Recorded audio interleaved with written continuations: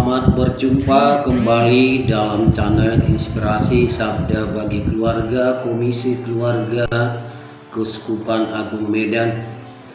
Hari ini Jumat 4 Februari 2022. Adapun bacaan untuk inspirasi kita hari ini diambil dari Injil Markus bab 6 ayat 14 sampai 29.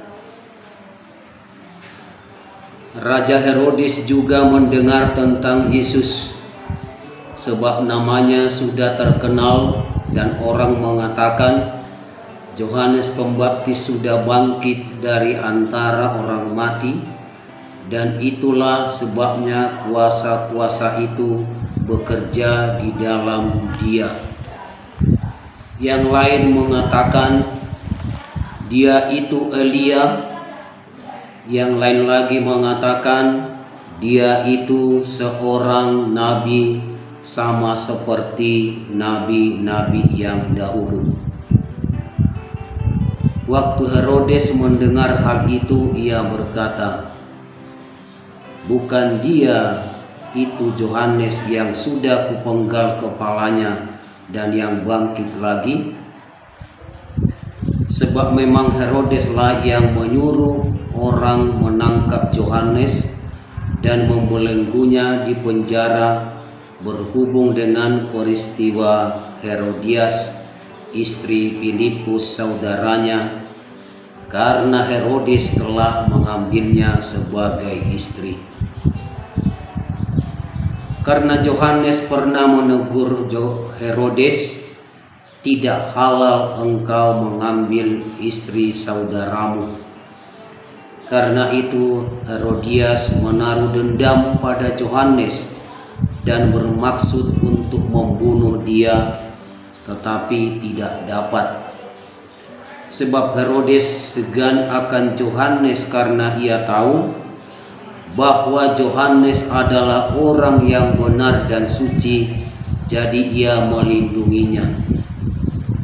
Tetapi apabila ia mendengarkan Yohanes, hatinya selalu terombang-ambing, namun ia merasa senang juga mendengarkan dia.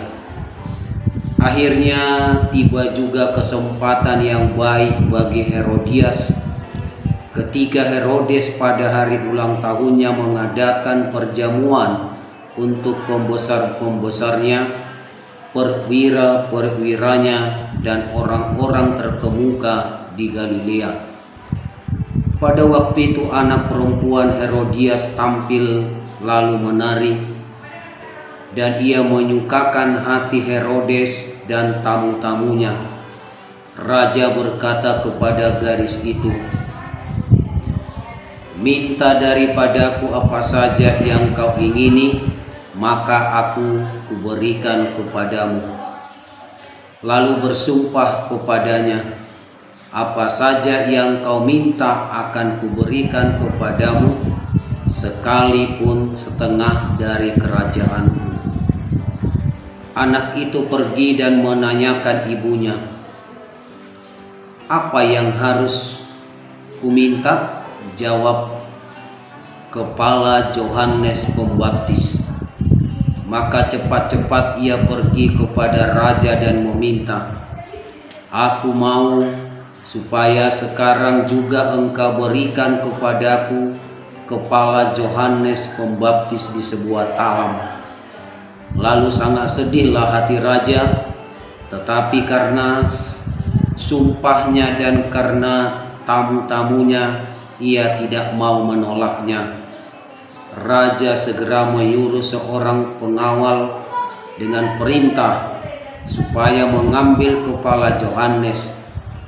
Orang itu pergi dan memenggal kepala Yohanes di penjara. Ia membawa kepala itu di sebuah talam dan memberikannya kepada gadis itu, dan gadis itu memberikannya pula kepada ibunya.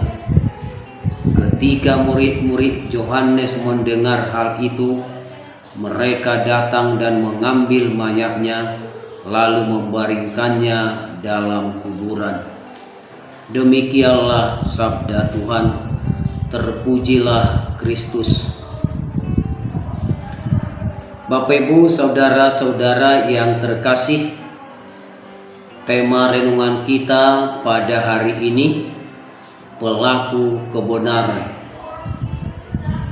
Saya masih ingat segar dalam ingatan saya beberapa minggu yang lalu, peristiwa terjadinya pertengkaran hebat, bahkan nyaris terjadi adu fisik karena hal yang sepele.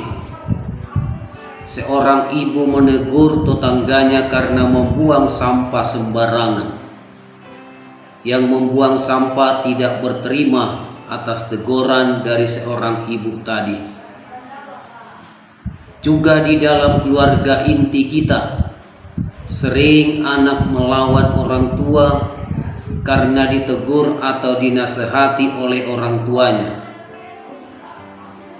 Orang tua menegur anaknya atau saudara-saudaranya atau tetangga-tetangga karena bersalah dan didasari oleh kasih sayang. Bapak Ibu, saudara-saudara terkasih, kita telah mendengar firman bahwa salah satu tindakan kasih kita kepada seseorang adalah memberikan teguran yang nyata ketika terjadi penyimpangan ataupun kesalahan. Kita menegur seseorang didorong oleh kasih dan perhatian, sementara memilih bersikap diam terhadap kesalahan seseorang mungkin adalah langkah yang membuat kita aman dan jauh dari risiko buruk. Itulah kasih yang tersembunyi. Berani menegur dan menyatakan kebenaran sangat mengandung risiko. Bahkan kita bisa kehilangan banyak hal. Nasib yang dialami Yohanes Pembaptis juga sangat tragis. Demi sebuah prinsip, ia harus rela menderita dalam penjara. Demi sebuah nilai kebenaran yang dijunjungnya, akhirnya ia harus mati di tangan penguasa yang lalim. Semua peristiwa tragis itu berawal karena keberaniannya dan terang-terangan menegur Herodes yang mengambil Herodias, istri saudaranya itu. Yohanes pun tahu apa resiko yang akan diterimanya karena berani menegur kesalahan penguasa. Bagi Yohanes, ia lebih rela dirinya menderita daripada menyaksikan orang lain menderita karena dosa. Apa yang menimpa Yohanes Pembaptis tidak jauh beda dengan apa yang telah dialami para nabi yang hidup sebelumnya. Mereka sama-sama menjadi pewarta dan penyampai pesan Tuhan, yaitu menyatakan kebenaran di tengah bangsa yang bengkok hati dan kemudian mengalami akhir hidup yang sama, yaitu kehilangan nyawa. Menegakkan nilai-nilai kejujuran dan kebenaran akan selalu menuntut keberanian dan pengorbanan.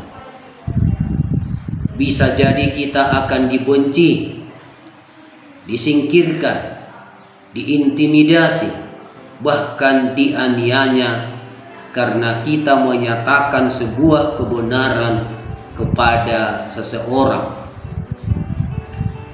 Apakah kita sedang mengalaminya?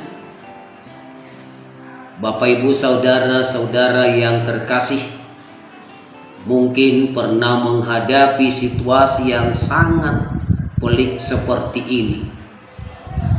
Kalau kita memang pernah menghadapinya dan mengalaminya, mari Bapak Ibu, saudara-saudara terkasih, mengingat apa yang pernah Yesus katakan kepada kita. Berbahagialah kamu jika karena aku kamu dicela dan dianiaya, dan kepadamu difitnahkan segala yang jahat. Seseorang hamba kebenaran adalah seorang yang siap untuk menderita sebagai akibat dari kebenaran yang dihidupinya. Menjadi pengikut Kristus sejati berarti siap menjadi pemberita kebenaran di tengah situasi yang pernah mengalami penyimpangan dan penuh dengan perbuatan-perbuatan yang tidak dikehendaki oleh siapapun. Namun kita pun disadarkan bahwa menjadi pemberita kebenaran ada harga yang harus dibayar, ada risikonya. Karena berdiri teguh dalam kebenaran, kita mungkin tidak sampai kehilangan nyawa, tetapi kehilangan kesempatan promosi, misalnya dalam pekerjaan, kehilangan wibawa atau reputasi, kehilangan rasa keadilan, dan berbagai macam hal-hal yang membuat kita disingkirkan dan tidak memperoleh kesempatan. Dan disinilah keputusan diuji kepada kita. Apakah kita siap berdiri di atas kebenaran dengan segala risikonya, ataukah kita akan ikut berlaku menyimpang asal hidup kita bisa aman?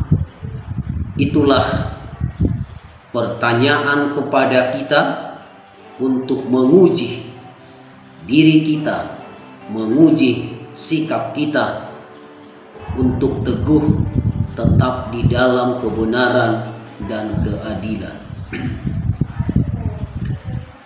Keluarga tanda cinta, tanda rahmat di dunia.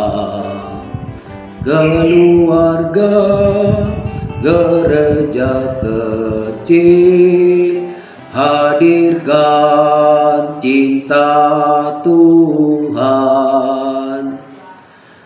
Tuhan memberkati kita.